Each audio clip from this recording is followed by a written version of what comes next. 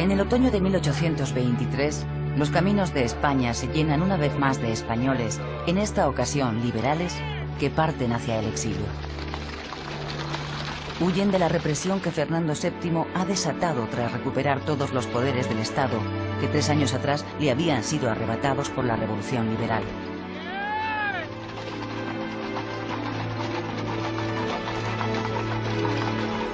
Esta vez los exiliados se dirigen a 2 países, Francia e Inglaterra. Los que van a Francia optan por ciudades cercanas a España como Toulouse o Burdeos.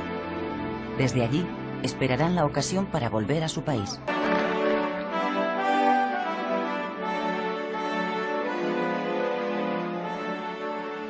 A partir del 1 de octubre de 1823, Fernando VII continúa con su reinado, ahora como rey absoluto, con todos los poderes del Estado en sus manos. Aunque esta vez, para no repetir el fracaso vivido tras la pasada experiencia absolutista, el rey decide introducir medidas reformistas.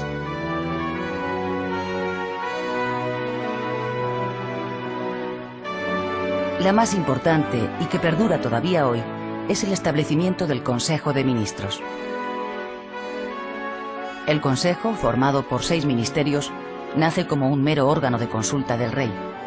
Los ministros son los ejecutores de la política del gobierno, previa autorización del monarca.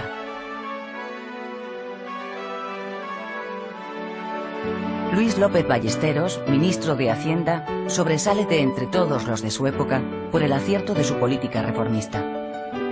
A lo largo de los 9 años que permanece al frente de ese ministerio, todo un récord para el siglo XIX, adopta importantes medidas liberalizadoras que logran reanimar la maltrecha economía nacional. La creación de la bolsa o la aprobación del Código de Comercio, por ejemplo. Además, establece por primera vez en la historia de España la fijación de un presupuesto anual, una medida con la que intenta acabar con el eterno problema de la deuda.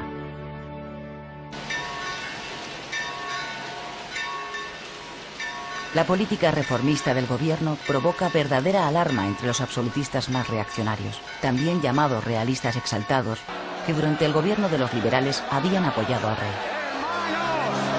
¡Hermanos todos en Cristo, escuchadme! No importa que nuestro padre haya sido agraviado. ¡La culpa es de los liberales! Los realistas exaltados se convierten a partir de entonces en la oposición más fuerte al gobierno de Fernando VII. En 1826, la rebelión de los realistas se hace fuerte en las zonas rurales, y es en Cataluña donde al calor de una revuelta de campesinos adquiere más fuerza. Aquel movimiento de rebeldía es conocido como la Guerra de los Agraviados. Entonces es cuando se oye por primera vez el grito de ¡Viva Carlos V!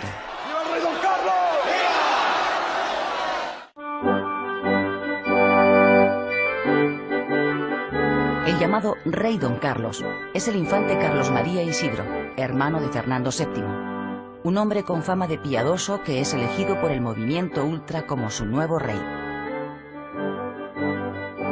El infante Don Carlos es, de hecho, el heredero del trono de su hermano Fernando, quien después de 3 matrimonios aún no tiene descendencia. La prematura muerte de la tercera esposa del rey, María Amalia de Sajonia, en la primavera de 1829, aumenta las posibilidades sucesorias del infante Don Carlos. Para desesperación de los realistas exaltados, 6 meses después de enviudar, Fernando VII, que tiene 45 años, vuelve a contraer matrimonio. Su cuarta esposa es su sobrina, María Cristina de Borbón, de 23 años.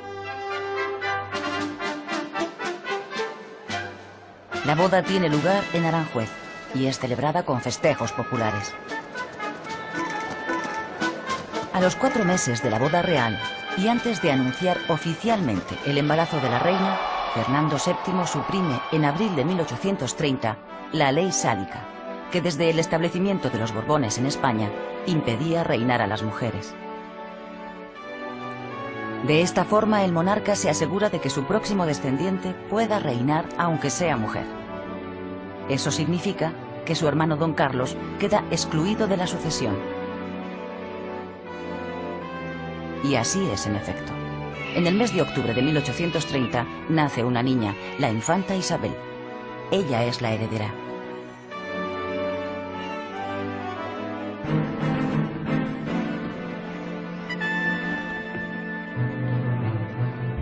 Animados por la instauración de una monarquía liberal en Francia, los liberales radicales españoles, que tienen en el exilio a sus líderes más destacados, continúan conspirando en España amparados en sociedades secretas. En las circunstancias en las que nos encontramos, solo la ruptura puede hoy salvar la nación. Y hay que darse prisa. Abrir las universidades, dar libertad a las publicaciones, ponerse a nivel de Europa. ¿Hasta cuándo vamos, señores los liberales, a aguantar este mal gobierno despótico y represivo? Todos los intentos que hacen los liberales radicales, tanto desde Francia como desde Gibraltar, por derribar por la fuerza el régimen absolutista, fracasan. Como consecuencia, muchos de ellos son detenidos y ejecutados. Eso no estaba en mi casa.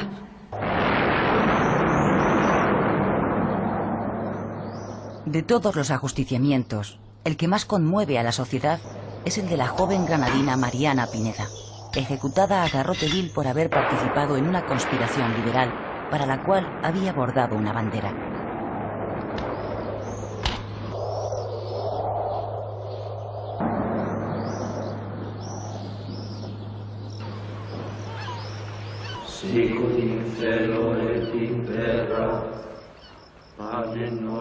En diciembre de 1831, el general Torrijos y los 50 hombres que le siguieron en un pronunciamiento fracasado son fusilados. ¡Fuego!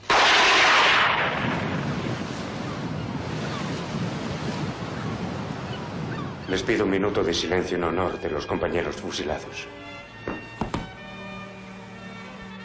El intento frustrado encabezado por el general Torrijos será el último que hagan los liberales por derribar a Fernando VII.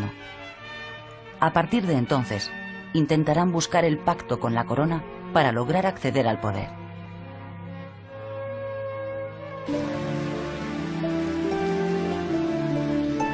En el verano de 1832, estando en el Palacio de la Granja, Fernando VII cae gravemente enfermo.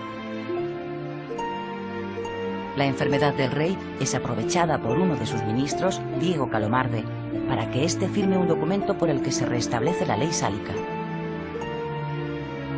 Pero esa intriga palaciega, cuyo único objetivo es conseguir el acceso al trono del infante don Carlos, fracasa en cuanto Fernando VII se restablece. En vista de lo sucedido, el rey decide deshacerse de sus ministros más integristas y recurre a liberales moderados en una operación destinada a obtener su apoyo para asegurarse de que su hija Isabel le suceda en el trono. El nuevo gobierno, más reformista que el anterior, decreta una amplia amnistía para los liberales en el exilio y toma medidas contundentes contra los realistas. El infante don Carlos, el pretendiente, es expulsado de España. Además, y para asegurarse la sucesión de su hija, la infanta Isabel, que aún no ha cumplido los 3 años, el rey se las arregla para que jure como princesa de Asturias.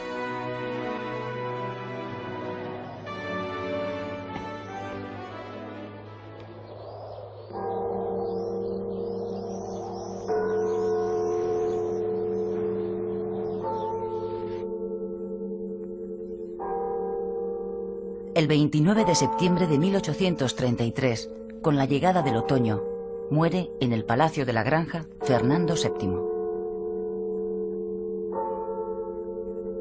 El que fue último monarca absolutista de España había iniciado su reinado en 1808 en vísperas de una guerra y lo termina dejando a la nación en puertas de otro enfrentamiento, pero esta vez entre españoles.